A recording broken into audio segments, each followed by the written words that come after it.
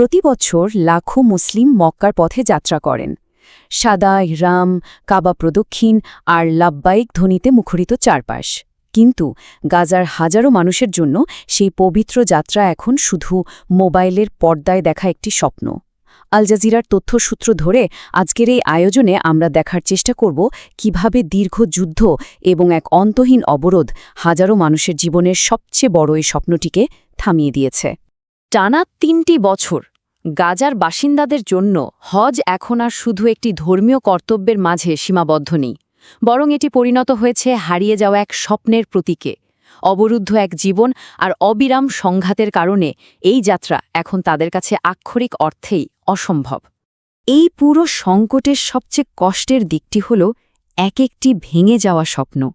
আর এই কষ্টটা গভীরভাবে বুঝতে হলে আমাদের শুনতে হবে হানান আল হামসের মতো মানুষদের গল্প।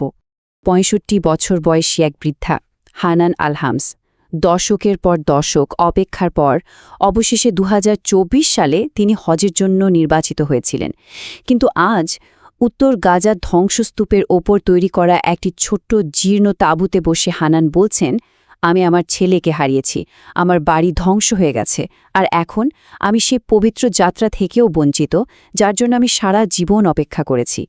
হজে যাওয়ার সেই আনন্দ আর উচ্ছ্বাসের বদলে তার দীর্ঘ প্রতীক্ষা আজ শেষ হয়েছে চরম এক শোক আর শূন্যতার মধ্য দিয়ে। কিন্তু কেন হানান আল হামসের মতো হাজারো মানুষ এমন একটি নির্মম পরিস্থিতির শিকার? এর উত্তর লুকিয়ে আছে এক অন্তহীন অবরোধের পেছনের ইতিহাসে। সময়টা ২০০৭ সাল। তখন থেকেই মূলত স্থল, আকাশ এবং সমুদ্রপথে শুরু হয় এক কঠোর অবরোধ।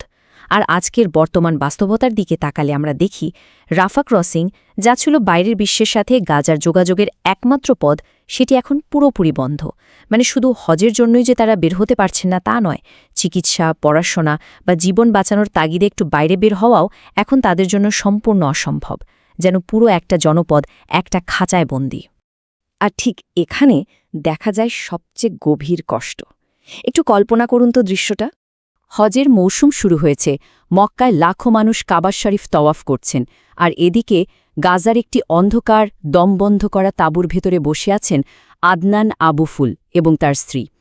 চরম হতাশা নিয়ে আদনান বলছেন, আমরা ভেবেছিলাম যুদ্ধ হয়তো থামবে, আমরা আশা করেছিলাম এবার অন্তত হজে যেতে পারব, কিন্তু আমরা বের হতেই পারছি না।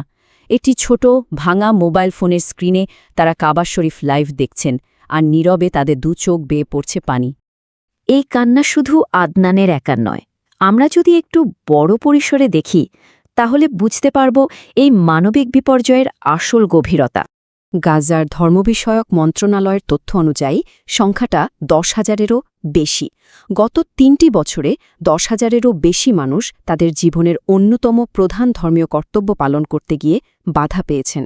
একবার ভেবে দেখুন, ১০,০০০টির স্বপ্ন, ১০,০০০টি দীর্ঘ প্রতীক্ষা, সবকিছু আজ এই সীমানা প্রাচীরের পেছনে নিঃশব্দে আটকে আছে। আর সবচেয়ে মর্মান্তিক সত্য হল ৭১। হ্যাঁ, অন্তত ৭১ জন ব্যক্তি, তারা তাদের হজের অনুমতি হাতে পেয়েছিলেন, তারা যাত্রার জন্য পুরোপুরি প্রস্তুত হচ্ছিলেন, কিন্তু সেই পবিত্র যাত্রায় পা বাড়ানোর আগেই যুদ্ধের নির্মমতায় তাদের প্রাণ হারাতে হয়েছে। তাদের সে সাদা এহরামের কাপড় হয়তো আজ কাফনের কাপড়ে পরিণত হয়েছে। তবে এই ধ্বংসযজ্ঞের প্রভাব শুধু মানুষের ধর্মীয় অনুভূতির মধ্যেই সীমাবদ্ধ নেই। এর পাশাপাশি নীরবে ধ্বংস হয়ে গেছে পুরো একটি অর্থনৈতিক ব্যবস্থা। গাজার স্থানীয় ভ্রমণ অর্থনীতি আজ একেবারে পঙ্গু। হিসেব বলছে ৭৮টি লাইসেন্সধারী হজ ও উমরা কোম্পানি চিরতরে বন্ধ বা মাটির সাথে মিশে গেছে। সরাসরি আর্থিক ক্ষতির পরিমাণ ছাড়িয়েছে প্রায় $৪০ লাখ। যে খাতটি আগে প্রতি বছর প্রায় $১২ মিলিয়ন আয় করত, সেটি আজ পুরোপুরি নিশ্চিহ্ন। আর এর ফলস্বরূপ রাতারাতি পথে বসেছেন অন্তত ১৫০০ মানুষ। তাদের জীবিকা বলতে আজ আর কিছুই অবশিষ্ট নেই। এখন প্রশ্ন হল, আন্তর্জাতিক আইন এই পরিস্থিতিকে কিভাবে দেখছে? ফিলিস্তিনি গবেষণা সংস্থাগুলো এবং মানবাধিকার কর্মীরা একে সম্পূর্ণ ভিন্ন একটি দৃষ্টিকোণ থেকে ব্যাখ্যা করছেন। তারা এই পরিস্থিতিকে বলছেন সমষ্টিগত শাস্তি বা কালেকটিভ পানিশমেন্ট।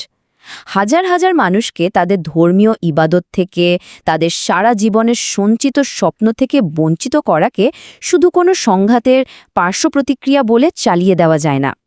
কিছু নির্দিষ্ট ব্যক্তির কাজের জন্য পুরো একটি সমাজকে এভাবে শাস্তি দেওয়া, এটি আসলে মানুষের স্বাধীনভাবে চলাচল এবং ধর্মীয় উপাসনা করার যে মৌলিক মানবাধিকার তার এক চরম লঙ্ঘন।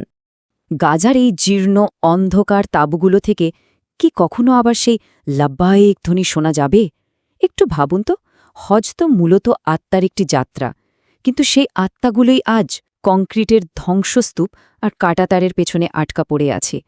কবে কবে আবার এই মানুষগুলো তাদের বিশ্বাসের চূড়ান্ত গন্তব্যে পৌঁছাতে পারবে? লাখো মানুষের জন্য হজ আজ কেবলই একটি স্বপ্ন, কিন্তু মানব ইতিহাসের সবচেয়ে বড় সত্য হল বিশ্বাস কখনো ধ্বংস হয় না, তা মানুষের হৃদয় টিকে থাকে। হজ শুধু একটি যাত্রা নয়, এটি বিশ্বাসের যাত্রা। আর হয়তো একদিন গাজার মানুষও আবার সেই যাত্রায় ফিরবে। ইনসাইড হাইওয়ের সঙ্গে থাকুন, মানুষের গল্পের ভেতর দিয়ে পৃথিবীকে নতুনভাবে দেখুন।